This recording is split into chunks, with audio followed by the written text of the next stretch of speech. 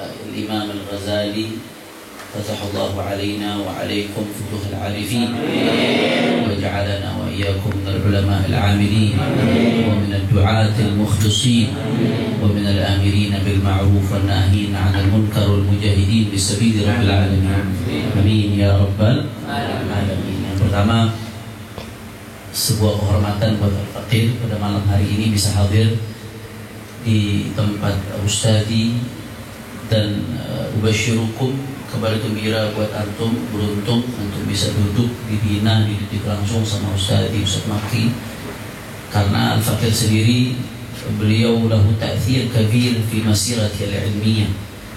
Beliau punya pengaruh besar sekali di dalam perjalanan pengembaraan saya dalam menuntut ilmu. Jadinya dari Dalwa saya dari awal udah terobsesi mau masuk ke satu lembaga, tapi akhirnya Ustaz Maki, kedatangan beliau dari Al-Ahqaf saat itu yang akhirnya membuat Al-Fakir punya azam kuat untuk berangkat ke Ahqaf, melanjutkan dirasah ke Ahqaf, dan alhamdulillah itu semua dimudahkan dengan izin Allah Subhanahu wa taala. Jadi beliau ini sosok inspiratif.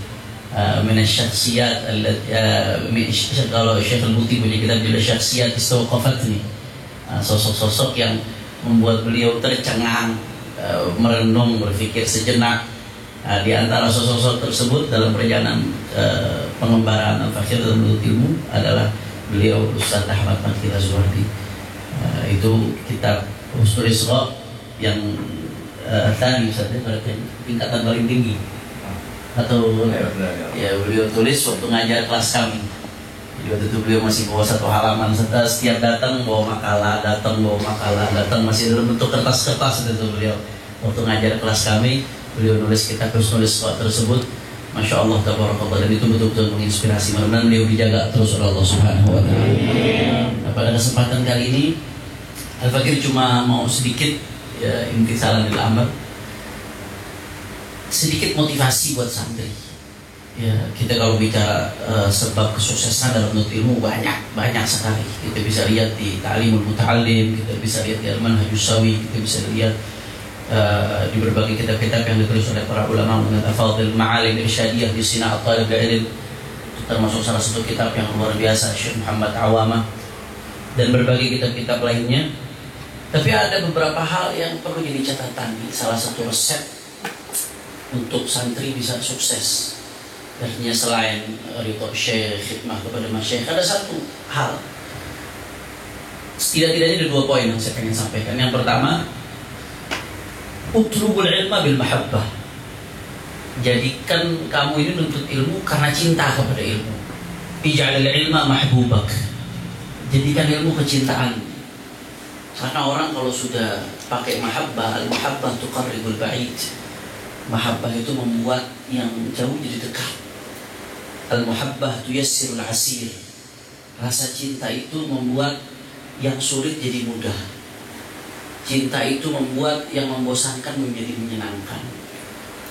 Maka kalau santri udah nuntut ilmunya atas dasar cinta kepada ilmu, wah, nuntut ilmu itu bukan jadi hal yang melelahkan, bukan jadi hal yang membosankan, bukan jadi momok yang menakutkan, tapi justru akan menjadi hal yang seorang muhib gak akan pernah mau jauh dari mahbubnya. Seorang pecinta gak akan pernah mau jauh dari yang dicintai. Bayangin, kalau yang kita cintai itu adalah ilmu, maka santri gak akan pernah mau jauh dari yang namanya ilmu.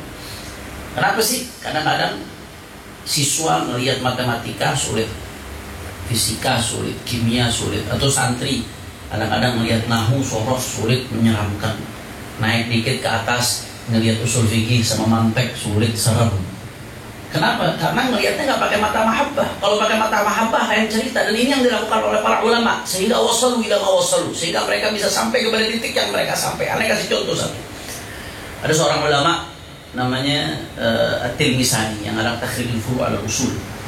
Itu dulu muqarrar kita ketika di Al-Ahqaf dan namanya dirasat usuliyah. Setelah selesai Ayatul Usul ada 4 dirasat usuliyah. Di antaranya belajar Takhrijul Furu' ala Usul, Imam At-Tirmizani. Ketika itu Tirmizani ini seorang masih kecil, mungkin umur beberapa tahun, entah 8 tahun, intinya masih kecil. Tirmizani hadir di salah satu majelis ulama besar di zamannya. Ulama besarnya lagi ngajar tafsir. Begitu ulamanya lagi ngajar tafsir, Akhirnya selesai ulama itu ngajar. Kebetulan materinya saat itu yang disampaikan tentang ayat-ayat yang berkaitan dengan jannah, tentang surga, nikmat surga. Tajri min tahtiha al-anhar, fiha 'ainun jariyah, fiha sururun marfu'ah wa akwabun mawdu'ah wa namaruqun masfuufah wa zarabiyyun mabthutha ila akhir ayat. Ayat-ayat yang berkaitan dengan surga ini Syekh sedang menjelaskan ayat-ayat tersebut. Singkat cerita, begitu selesai Syekh menjelaskan, misalnya yang masih kecil nanya, "Wahai Syekh, saya mau nanya." Ada nanya pertanyaan apa? "Wahai Syekh," ini pertanyaan anak kecil, takhayal, pertanyaan anak kecil nanya ke ulama besar. Apa pertanyaannya Syekh? Saya pengen nanya, "Hal fil jannati majalisul ilm?"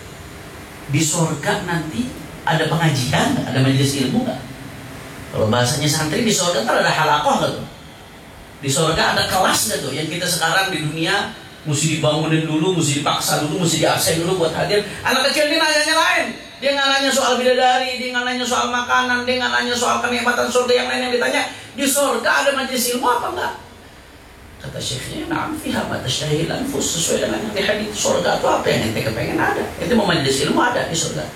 Apa jawaban dari anak tersebut? Jawaban dari anak kecil yang di luar ekspektasi. Kata anak tadi, "Lau qulta la qultu la laysat fiha."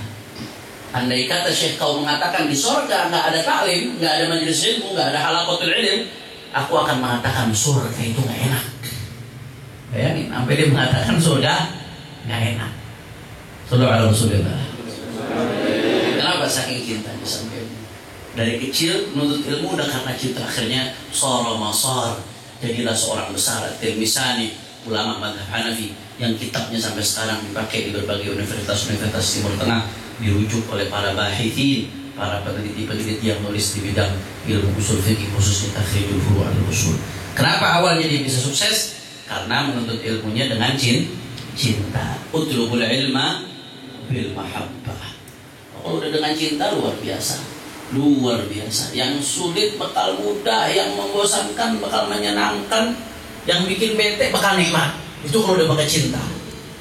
Maka kita bisa cinta kalau tahu kadar apa yang sedang kita perjuangkan. Kalau kita tahu kadar ilmu yang sedang kita perjuangkan, seharusnya tumbuh cinta di situ. Idza arafta 'azamata hadzal ilm, kalau kamu tahu betapa agungnya ilmu ini, betapa besarnya pahala yang didapatkan dari ilmu ini, kalau kamu tahu ilmu ini arahnya kemana, nanti pengen bawa kamu ke surga, man salaka tariqan yaltamisu fihi ilman sahalallahu lahu tariqan ilal jannah. Harusnya kalau kamu tahu arahnya ilmu ke sini, nggak ada alasan buat nggak cinta ilmu. Apalagi kalau kita melihat bagaimana kemuliaan para ulama yang ada di dalam hadis-hadisnya Rasulullah, yang ada dalam ayat, yang ada dalam aqwal ulama, nggak ada alasan buat nggak jatuh cinta sama ilmu. Jadi ulama-ulama dulu tuh bisa sukses karena awalnya thalabul ilmi bil mahabbah. Alaika an taj'al al-ilma mahbubah. Jadikan ilmu itu kecintaanmu. Yang lain tinggalin dulu. Masa menuntut ilmu, masa nyantri, kecintaanmu ilmu. Makanya kalau lihat ulama-ulama dulu ada Zamakhsyari. Zamakhsyari ini secara akidah Mu'tazilah. Tapi kalau fil lughah fahuwa imam min a'immatul lughah. Dalam ilmu bahasa beliau jadi rujukan. Imam Az-Zamakhsyari. Kalau dalam ilmu akidah hati-hati dulu melihat ulasannya Zamakhsyari dalam akidah, jangan langsung ditelan. Tapi kalau dalam Imam fil lughah, salah satu tafsir yang mengulas secara luas bagaimana sisi linguistik, sisi sastra dari Al-Qur'an, tafsir Al-Kasyaf dari Imam Az-Zamakhsyari. Imam fi fanni, ulama besar. Itu pernah suatu saat beliau menyampaikan syair, mungkin ada orang-orang yang entah iri entah bagaimana pengen jadi seperti beliau, pengen ada di posisi beliau. Kata beliau, "Sahari litankihil ulumi ala dhuri min wasli ghaniyatin wa tibi inaqi abitu sahrana duja wa tabituhu nauman wa tabghi ba'da dhalika lihaqi." Aku ini setiap malam begadang buat belajar, buat ngapal, buat betul-betul tahqiq di dalam ilmu, betul-betul faham, bisa memahami bab-bab ilmu. Tapi bagiku belajar tersebut itu lebih nikmat. Aku begadang di dalam mengkaji ilmu itu lebih nikmat daripada bermesra-mesraan dengan wanita. Lebih nikmat daripada berpeluk-pelukan dengan wanita. Itu maksud itu. Abitu sahanat duja wa tabitu nauman wa tabghi ba'da dzalika lihaqi. Kamu setiap malam tidur enak-enakan. Aku setiap malam begadang belajar untuk ilmu bertahun-tahun seperti itu. Terus kamu sekarang mau jadi seperti aku? Kalau bahasa zaman sekarang, sorry pengen jadi seperti aku. Sorry ada begadang tiap malam. Ente tidur tiap malam terus ente pengen jadi kayak aneh. Jangan ngimpi. Lihat apa yang beliau sampaikan tadi, jadilah seorang besar seperti Zamakhsyari dalam ilmu lughah karena mahabbatuhu lil ilm, cintanya dia dengan ilmu. Kalau kita lihat sirahnya salaf, Abdullah bin Umar bin Yahya atau siapa, sampai malam Syahrul Asal, bulan madu, pengantin, malam pengantinnya aja masih megang kitab. Ada salah satu minal habaib, anu lupa namanya. Sampai malam pengantin, paginya nikah, malamnya jadi pengantin, malam pertama tuh megang kitab. Ada kira-kira di sini malam pertama megang kitab? Kitab lain mungkin, kitab khair. Sampai malam pertamanya megang kitab. Kenapa? Karena saking cintanya dengan ilmu. Maka ulama jadilah mereka sebagai ulama besar karena kecintaan mereka kepada ilmu. Ya, kalau kita beda, an-nawmu 'indi wal kasal ahla madaqatan minal asal. In lam tusaddiqni fasal man kana mithli fil kasal.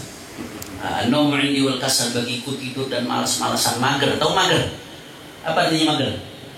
Malas gerak. Enak nggak mager? Oh, masih kamah kalau kata orang Pablo. Nah, ada yang lebih enak dari mager, tidur, nggak bergerak, malas-malasan, main HP, buka TikTok, scroll nggak selesai. Buka short YouTube nggak selesai, buka Instagram, scroll, mager. An-nawmu 'indi wal kasal, bagiku malas-malasan itu ahla madaqatan minal asal, lebih manis rasanya daripada madu. In lam tusaddiqni, kalau kamu nggak percaya, fasal, coba silakan tanya siapa, man kana mithli fil kasal, orang yang sama malasnya dengan aku.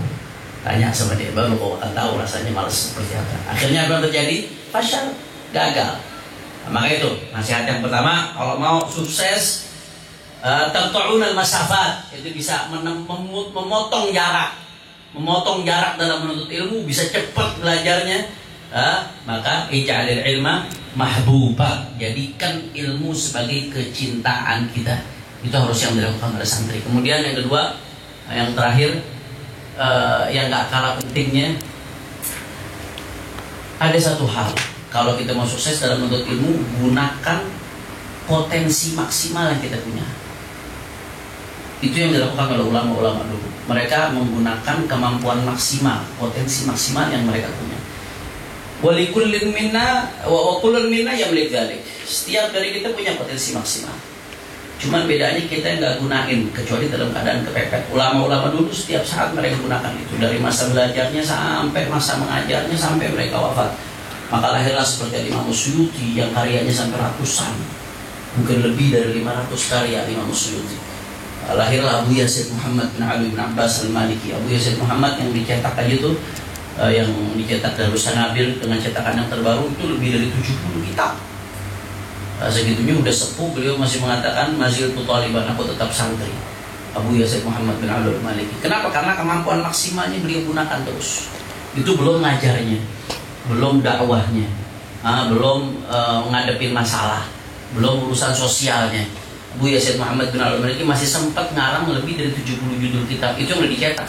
Yang saya dengar dari santri-santri beliau yang belum dicetak masih ada, yang masih tulisan tangan beliau yang belum dicetak masih ada sampai sekarang. Kenapa? Karena kemampuan maksimalnya digunakan setiap saat.